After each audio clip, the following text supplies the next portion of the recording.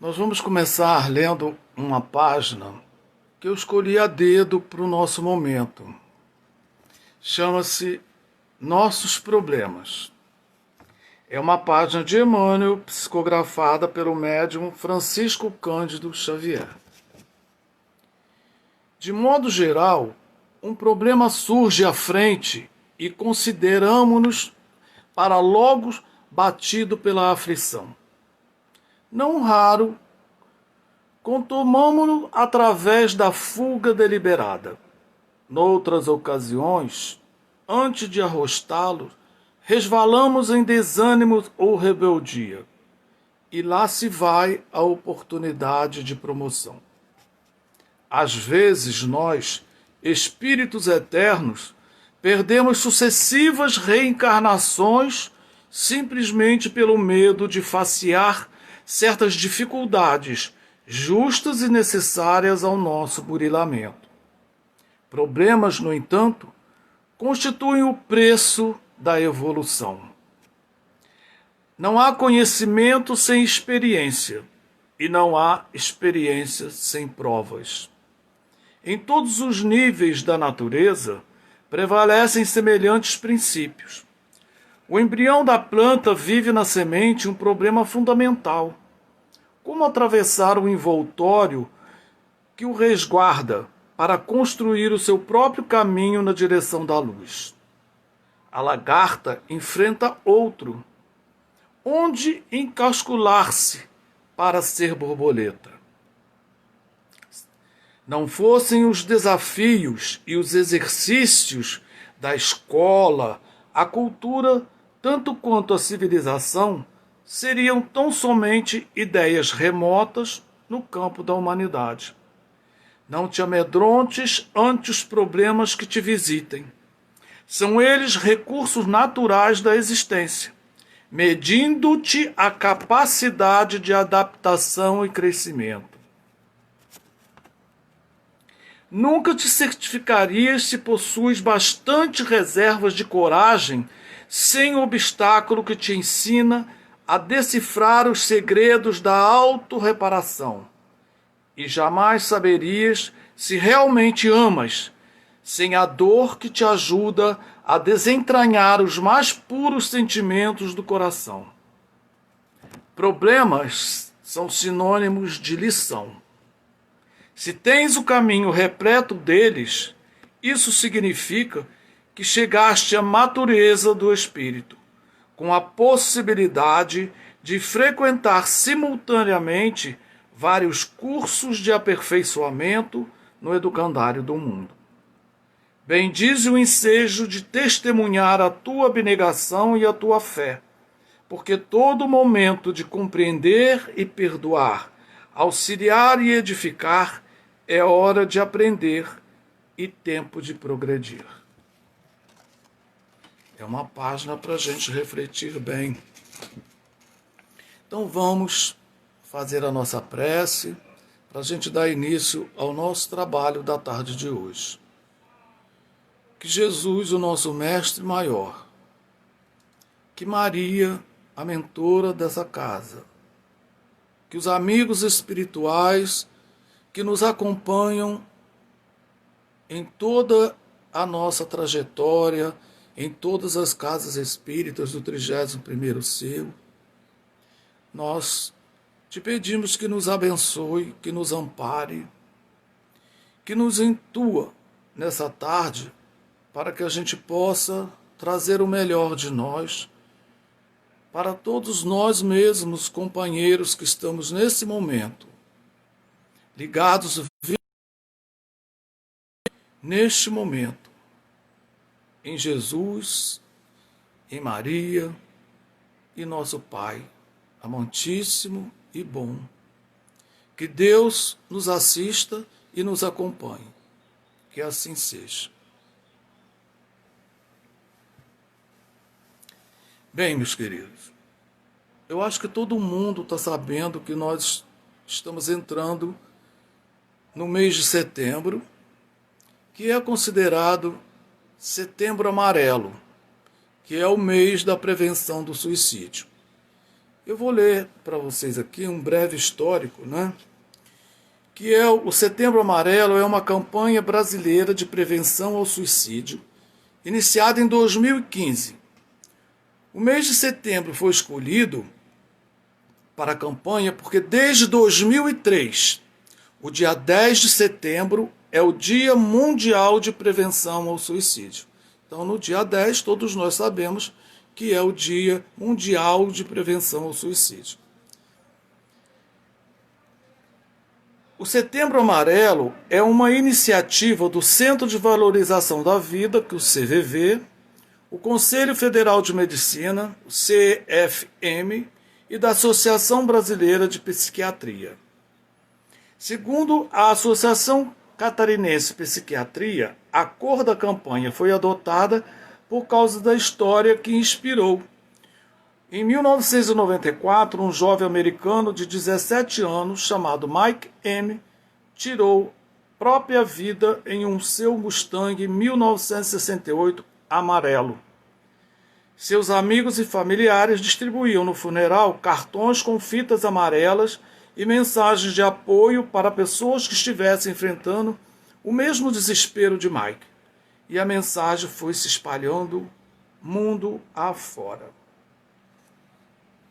Então foi essa, inspirado no suicídio desse jovem, no seu Mustang amarelo, que começou a história do Setembro Amarelo. Mas existe uma outra questão que é muito preocupativa para todos nós, porque nós estamos num período de pandemia do Covid-19. Mas eu não sei se vocês sabem que o suicídio também é considerado uma pandemia mundial. E que dados estatísticos dizem que 9 mortes de idosos por 100 mil habitantes ano.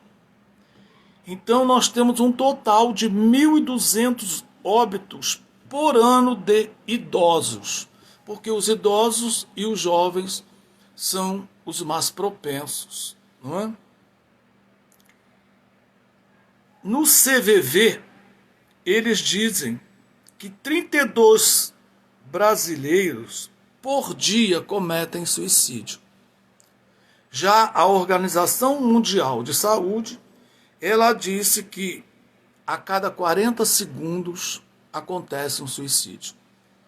Olha, 40 segundos um suicídio é bastante, né? E nós hoje estamos assim muito tristes, porque nós começamos a falar sobre esse assunto ontem. E ontem, uma jovem daqui de Miguel Pereira se suicidou.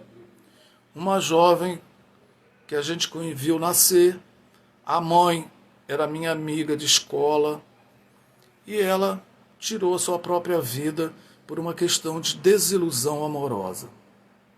Então nós ficamos muito consternados com essa situação ontem, a gente preparando para falar sobre esse assunto de suicídio. Vem uma pessoa que é paciente meu, a família toda paciente, e ela comete suicídio.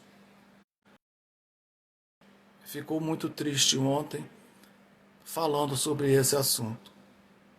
Mas é sobre isso que a gente exatamente precisa falar, né? Problemas, nós lemos na nossa página. Quem não tem? Né? Isso também, só para a gente ter uma ideia, da mesma forma que essa pandemia já havia alguns livros, alguns espíritos citando que essa pandemia do Covid ia acontecer, nós temos no livro Obras Póstumas já uma previsão. Todos nós sabemos que nós estamos no período de transição. E no Obras Póstumas, na segunda parte, na Regeneração da Humanidade é o título, Está lá dizendo assim: e como se não operasse com bastante rapidez a destruição, os suicídios se multiplicarão em proporções inauditas, até entre as crianças.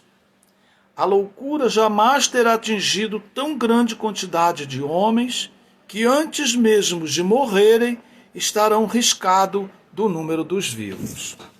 A gente também, além do suicídio, esse tipo de loucura, a gente vê hoje quantos problemas de depressão, de síndrome do pânico, a gente encontra por aí.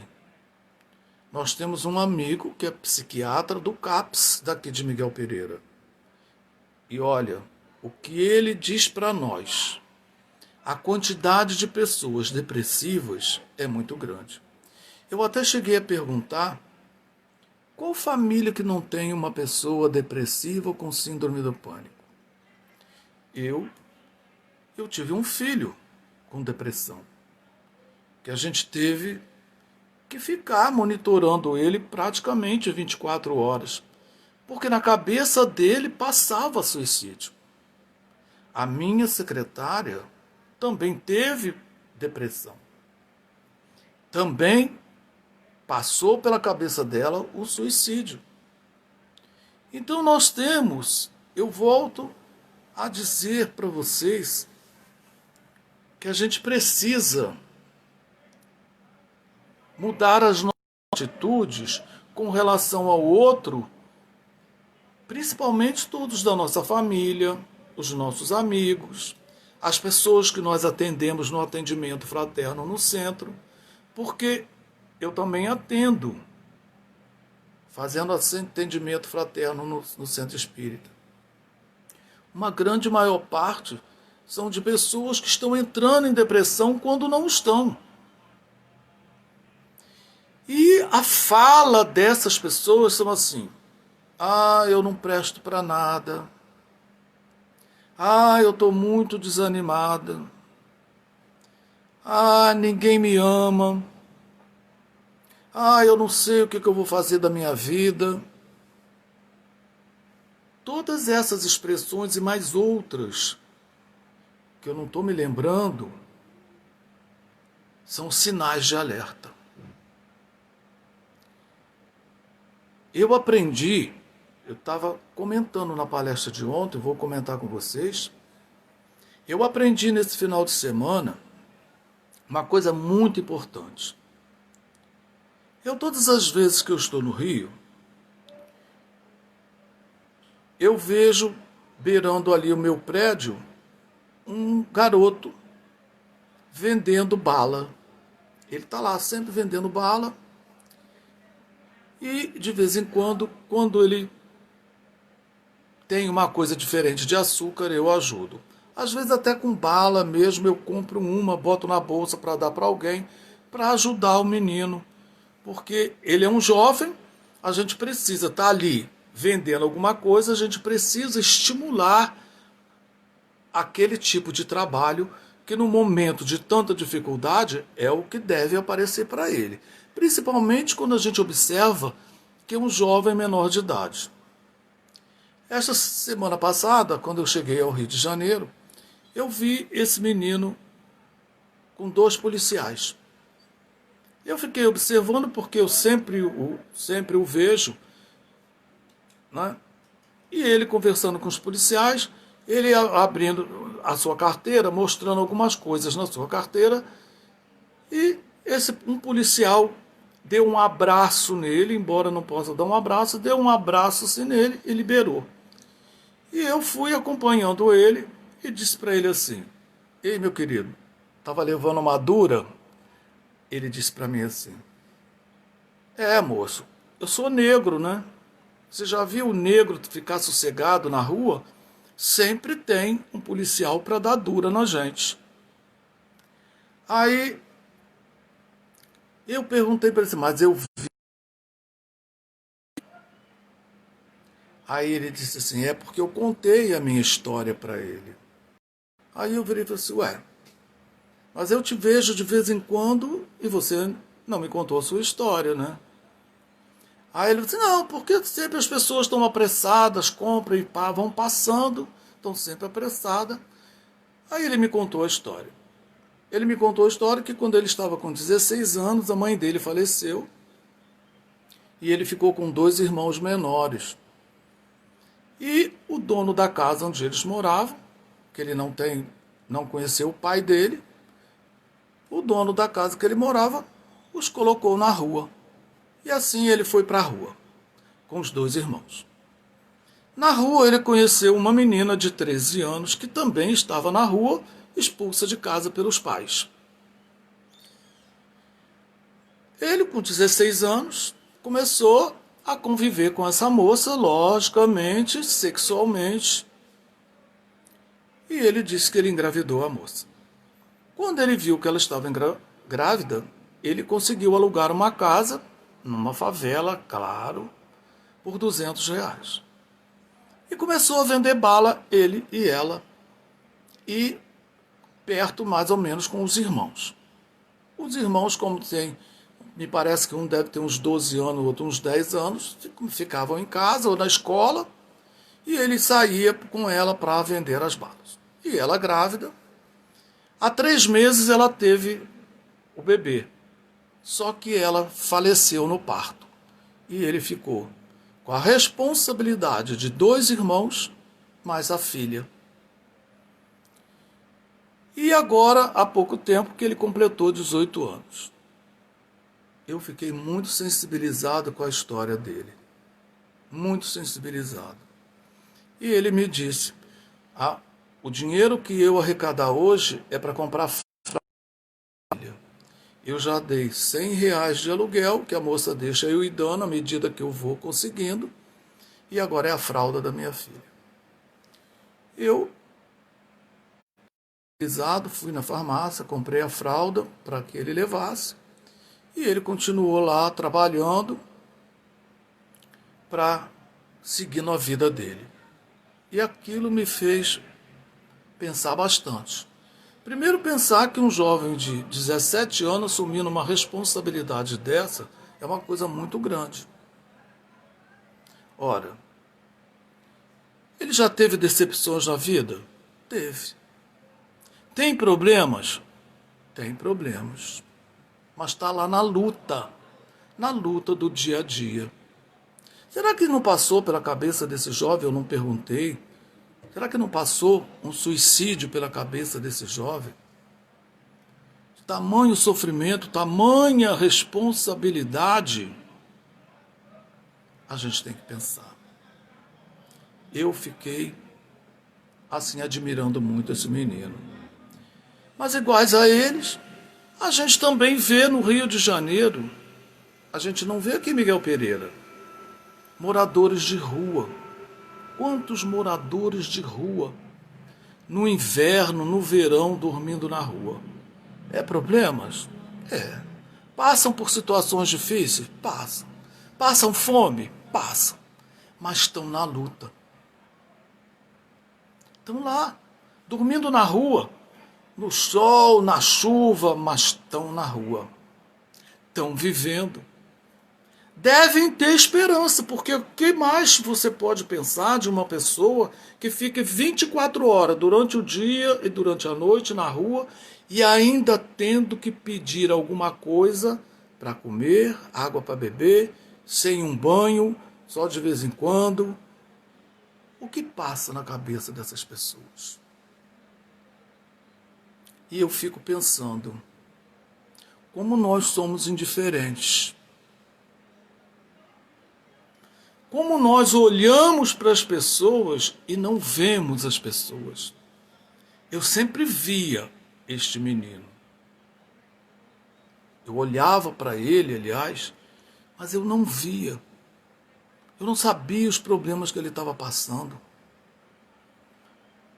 Talvez sozinho, sem família, os irmãos menores.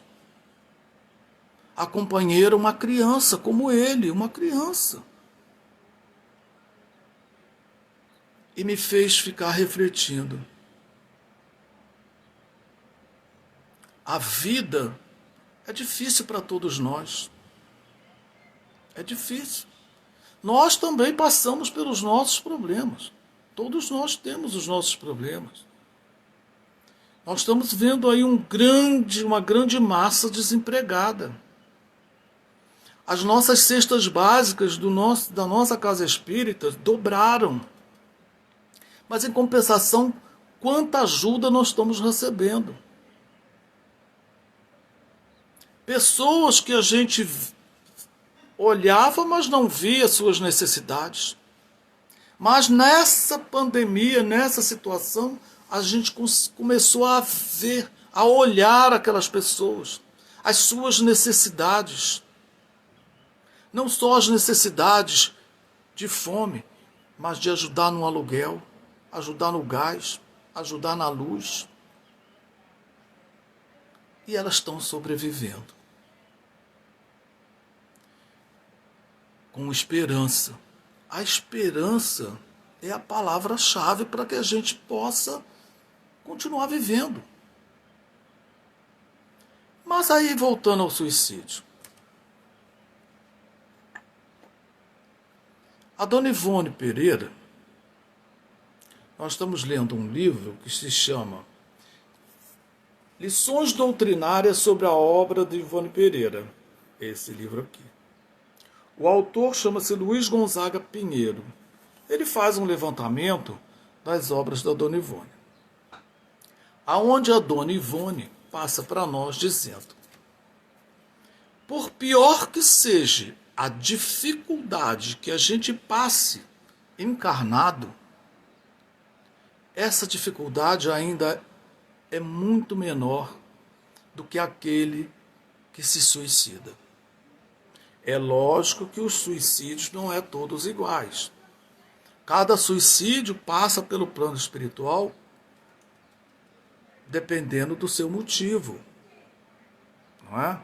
Nós sabemos, nós que somos espíritos, que há suicídios por questões de obsessão. Aonde os suicidas, eles são as vítimas e os obsessores são os algozes. Mas nós também podemos ser algoz de uma pessoa que suicida. Quando você só critica uma pessoa, nós estamos falando agora lá dentro da família, quando você só critica, quando você empurra uma pessoa para o suicídio, você também é um algoz. Você também vai entrar na questão da lei de causas e efeitos. Você também vai ser responsável por aquele suicídio. A gente lembra da dona Ivone Pereira novamente, nos contando a história do autor de um livro chamado Ana Karenina, Leon Tolstói. Leon Tolstói, no livro Ana Karenina, ele coloca a personagem principal suicidando no final. Como essa nossa querida menina que suicidou ontem por uma desilusão amorosa, quem nunca sofreu uma desilusão amorosa? Quem nunca sofreu uma desilusão amorosa? A personagem inspirou várias mulheres na época, que a gente acredita que as mulheres na época de Leon Tolstói, não é como hoje a liberdade que se tem. Essas mulheres naquela época eram muito mais, eram muito mais presas, numa época diferente, não podia falar, não podia se relacionar, muitas suicidaram. E Leon Tolstói assumiu, no plano espiritual, a responsabilidade pelo suicídio daquelas que se cometeram. Por isso que ele vem, através da dona Ivone, trabalhando o suicídio. E a gente sabe que a dona Ivone foi uma suicida em 2 outras encarnações. E que nessas encarnações a luta dela para vencer esse suicídio foi muito grande. E ela hoje, ela está no plano espiritual, e ela trabalha no plano espiritual com aqueles grupos que combatem o suicídio, que ajudam o suicídio. Talvez no grupo de Maria, mãe de Jesus, né, que tem o seu grupo de trabalhadores de combater o suicídio no nosso planeta. A Dona Ivone conta, inclusive está nesse livro, que ela foi com uma equipe espiritual lá no plano espiritual, numa tipo de uma colônia de suicidas. E eles ficavam preocupados porque nunca diminuía, porque suicida nenhum é abandonado. Nenhum suicida é abandonado. Todo suicida tem alguém que está se responsabilizando por ele, esperando o momento certo para atendê-lo. Então ela disse que esse grupo não acabava nunca. Então, que eles começaram a verificar que eles tinham alta tecnologia, tinham muita capacidade, eles se capacitavam em fazer indução para outras pessoas no plano físico suicidarem e levar para lá. E além de tudo, levavam para lá. Isso naturalmente eram vinganças. Esses espíritos que suicidavam, que iam para lá, eles queriam se vingar daqueles que ficaram e que muitas vezes ou os ajudaram a empurrá-los no suicídio ou eram inimigos. E eles estavam trabalhando para isso. A Dona Ivone diz que foi muito difícil desfazer todo esse grupo no plano espiritual. E ela diz, né, ela narra para nós isso, da dificuldade que é trabalhar com os suicidas. Porque o suicida, ele entra no plano espiritual com desequilíbrio. É só a gente ver o nosso lar, a situação do nosso André Luiz. Ele não sabia que tinha suicidado. Porque a gente sabe que existe o suicídio direto, que é aquele que o indivíduo, ele se mata. Ele acaba com a vida física dele, mas continua vivo. E tem aquele suicídio indireto, que são aqueles que cometem os excessos prejudiciais ao nosso corpo. A gente vê muitos motoqueiros que partem por acidentes, porque não estão usando o capacete, porque estão fazendo estripulia, porque estão apostando corrida. Tudo são excesso. Muitas vezes a gente vai aos velórios e a gente escuta assim, as pessoas na vontade de consolar as outras dizem assim, chegou a hora dele ir. Mas será? Os espíritos dizem que a maior parte de desencarnados entra no plano espiritual como suicida. É aquele que fuma demais, o que bebe demais, o que come demais, o que tem certas doenças e que não se cuidam. Entra no plano espiritual como suicida. Estava na hora? Não está. Ele se adiantou. Da mesma forma que ele se adiantou, tem aqueles que deveriam desencarnar, mas tem uma moratória. A gente vê o exemplo do Divaldo. Porque eles fazem o bem. Eles trabalham no bem. Eles vivem o bem. Eles não estão lá se fazendo mal, se prejudicando, cometendo suicídio indireto. A gente tem essas reflexões. Eu acredito que durante todo o mês de setembro a gente vai ouvir várias lives falando de suicidas. No domingo nós tivemos um encontro com um dirigente de casa espírita lá do CERJ e nós ouvimos a Sueli Schubert de Juiz de Fora, narrando uma situação que um espírito muito devedor chegou no plano espiritual, ele devia muito.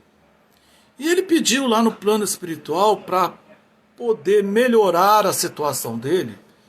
Ele disse que pediu o pior serviço que tivesse no plano espiritual para ele, para que ele fizesse. Quem ouviu a Sueli Schubert falar, lembra. Ele pediu para que ele fosse recolher os espíritos suicidas dentro dos túmulos. Porque a maior parte do suicida, ele fica preso aos despojos. E ela falou, que ele ficou impregnado do cheiro, daquele cheiro de necrose, de carne, de tudo. E que ela sentiu no espírito, quando deu a mensagem, aquele mau cheiro. E aquilo ela ficou sem saber como que ela podia. Eu até fico pensando, porque aqui nós temos um espírito, em Miguel Pereira, que chamava-se Dona Rosa. Um espírito alto grau.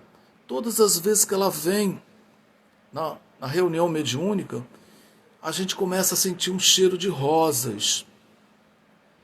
Com certeza, esse espírito, né, de tanto fazer esse serviço, tirar as pessoas de dentro do túmulo, ele ficou impregnado do cheiro. E ela ficou muito preocupada, porque ela nunca tinha visto aquilo. Aí ela falou que foi numa cidade de São Paulo fazer uma palestra, mas ela chegou muito cedo. O pessoal do centro deu uns livros para ela relaxar, descansar, e ela lê. Ela abriu uma página e viu uma página psicografada por Chico Xavier, onde o espírito relatava a mesma coisa que ela havia presenciado no centro dela, lá em Juiz de Fora. Então, a gente dá a razão à Dona Ivone quando ela diz que, por pior que seja os nossos problemas aqui nessa vida de encarnado, que é muito melhor ainda do que a gente vai passar na vida desencarnada. Principalmente nós estamos falando para espíritas. Alguém vai dizer assim para mim: ah, mas espírita não vai suicidar. O quê? Olha, eu conheço espírita que suicidou. Espírita que nunca a gente poderia imaginar que fosse cometer suicídio. E tem uma coisa: suicídio direto. Um foi para cima do morro e deu um tiro na cabeça. Os outros dois, um se enforcou e o outro tomou chumbinho. 3 tipos de suicídio indireto. Direto. Agora, nós espíritas podemos desencarnar por suicídio. Nós vemos muitos espíritas que são alcoólatras. Nós conhecemos muitos espíritas que fumam. Nós conhecemos muitos espíritas completamente gulosos. Faz um almoço na casa espírita para você ver.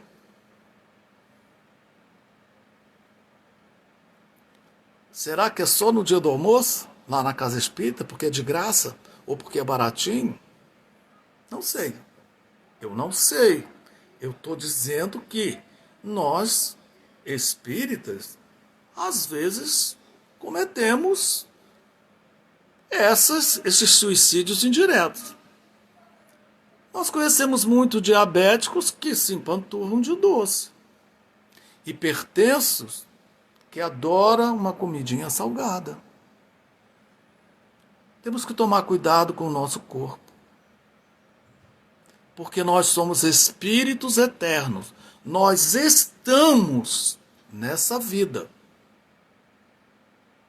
Mas vamos continuar vivos. Nós nunca podemos tirar isso da nossa cabeça. também somos passíveis de obsessão, porque ainda somos imperfeitos. Quantas pessoas batem a nossa porta e a gente terceiriza? Ah, eu não posso, procura fulano, procura Beltrano. Quantas? Se essa pessoa sai dali tão necessitada, comete um suicídio, nós somos responsáveis de uma certa forma. No Livro dos Espíritos tem uma questão que diz: quando acontece um mal, resultado de um benefício que você podia fazer e não faz, você é responsável por aquele mal que aconteceu. Então, a gente tem que tomar cuidado. Quando bate alguém na nossa porta, vamos ver, mas vamos olhar. Vamos ver qual é a situação. O que essa pessoa está precisando? Nós só vamos terceirizar depois de ouvi-lo. Porque ouvir, às vezes, ajuda. Quando você está ajudando, você está ouvindo o outro de coração. Quando você reconhece que aquela pessoa está ali te batendo porque ela precisa de você, você é médium. Eu sou médium. Você entrando em prece, os espíritos vão te auxiliar, te direcionar para a solução ou para a ajuda momentânea da situação. Então nós temos que ter consciência que nós somos espíritos. Somos espíritos eternos, somos médiuns, somos devedores e somos trabalhadores do Cristo. Como trabalhadores, nós temos o nosso dever para com o próximo. Seja de dentro da nossa casa, seja no nosso trabalho, seja no centro espírita, seja onde for. Nós temos o dever com o nosso próximo. A indiferença ainda é um dos maiores males que a gente percebe. Eu peço a Deus todo dia para que eu não seja indiferente. A minha avó me ensinou que todas as vezes que alguém pede alguma coisa a você que você não pode ajudar, quando você pode, você ajuda. Mas quando você pode, não pode, você diga tranquilamente para aquela pessoa: olha, eu vou ficar orando para que você consiga essa ajuda ali na frente, já que eu não posso te ajudar, mas eu vou te ajudar orando por você. Pelo menos seja educado com as pessoas. Então, meus queridos, chegando agora no nosso final, eu acho que eu já deixei algumas reflexões para que a gente pense que vale a pena viver. Nós não estamos aqui a passeio nem em busca de prazer. Nós estamos aqui nessa vida da lei. Nós estamos aqui para resgatar as nossas dívidas e construir um mundo melhor. É por isso que vale a pena viver. Vale a pena a gente viver por isso. Para que a gente continue no plano espiritual, pelo menos dentro dessa consciência de espíritos que nós somos, de espíritos eternos que somos, e de que construtores de uma vida. Porque nós ainda vamos voltar. Então nós temos que melhorar o nosso mundo, melhorando a nós mesmos e melhorando as pessoas, e melhorando o nosso planeta, as vibrações do nosso planeta. Que Jesus nos ajude, mas eu queria terminar a nossa a nossa live com uma música de um poeta que também desencarnou, chamado Gonzaguinha. A música é o que é o que é. Ela diz assim: somos nós que fazemos a vida, como der, ou puder, ou quiser. Sempre desejada, por mais que esteja errada. Ninguém quer a morte, só saúde e sorte.